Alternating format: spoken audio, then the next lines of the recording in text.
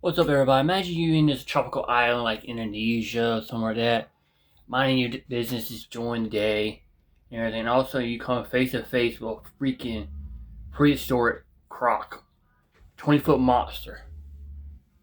Well, that's what happened in a forgotten river in Indonesia, based on a 2010 account.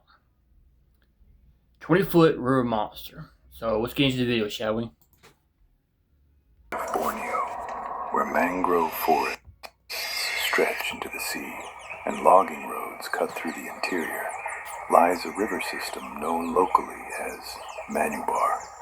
To most maps, it is just another branch of East Kalimantan's coastline, but to the people who live there, the river carries a reputation that has been repeated for more than a decade.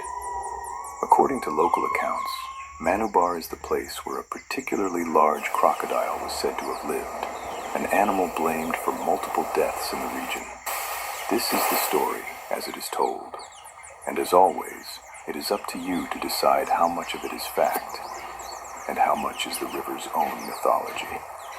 East Kalimantan's coastal rivers form a complex system of blackwater channels, mangroves, and isolated fishing settlements. Manubar is not a single village, but a region of tidal creeks and forested banks where visibility is low and human activity is limited mostly to logging transport and small boats. At night, the water becomes almost completely still. The currents are slow, the banks unlit, and encounters with wildlife are not uncommon. It is an environment where large crocodiles can live undisturbed and remain largely undocumented. According to the stories shared online and in local circles, a large crocodile was captured shortly after the incident. The photographs that circulate today show a sizable animal suspended by machinery on a muddy riverbank. The captions associated with these images frequently list its length as 6 meters, with an estimated weight near 1 metric ton.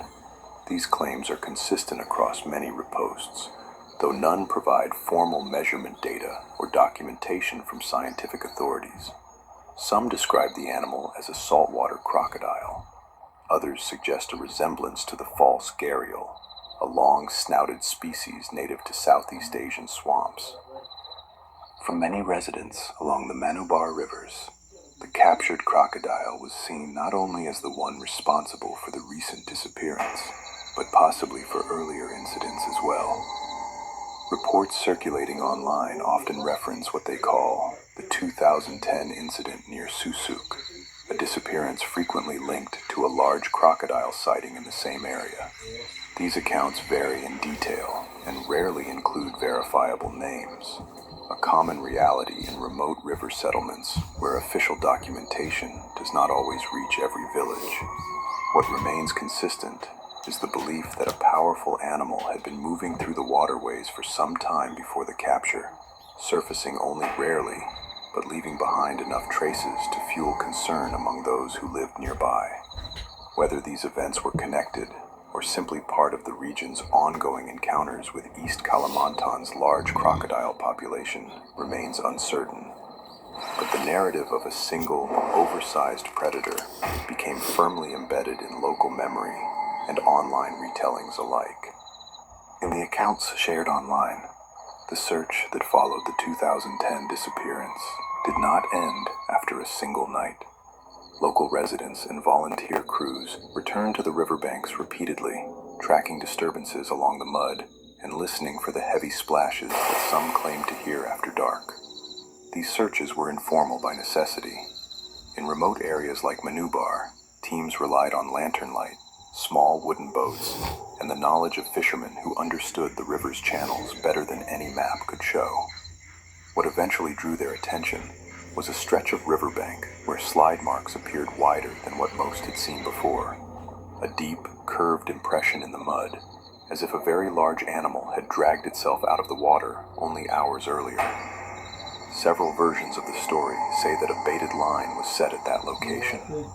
Others describe a net stretched across a narrow inlet used by crocodiles moving with the tide. No account provides formal documentation, but all agree on one detail.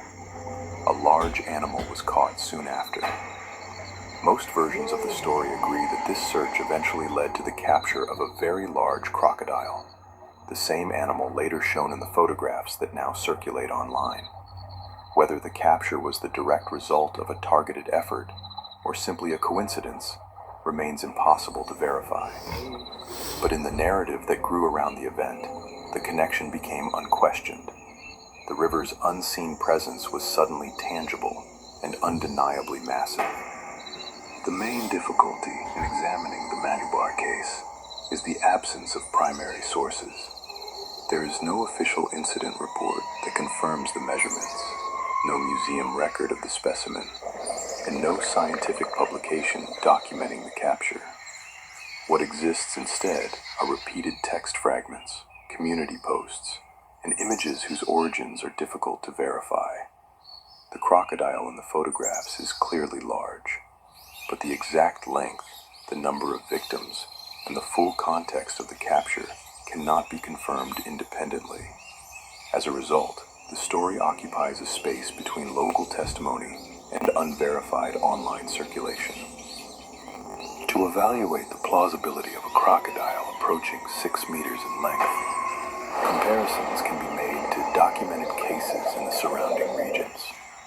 The well-known Sarawak crocodile Bujang Senang measured close to that size when examined after its death. While extremely rare, saltwater crocodiles exceeding 5 meters are biologically possible. Reports above that threshold require careful measurement and are often subject to exaggeration. In the case of Manubar, no verified measurements exist, but the environment could support a large individual. Remote river systems in East Kalimantan offer long periods without human interference, consistent food availability, and minimal territorial competition. Combined, these factors can produce exceptionally large crocodiles over several decades. This possibility is part of the reason the 2010 reports gained attention. The setting itself does not rule them out. The Manubar story does not end in 2010. Local news reports from 2025 describe a separate fatal attack in the same general area. A fisherman working at night was taken by a crocodile and recovered the next morning. In that report, the incident was tagged simply as Buaya Manubar, the Manubar crocodile. Whether this reflects a specific lineage or a general label for dangerous crocodiles in that river system is not stated, but it indicates that the name Manubar still carries meaning for the local community. So what can be said with certainty? Manubar is a region where crocodile encounters are real and sometimes fatal.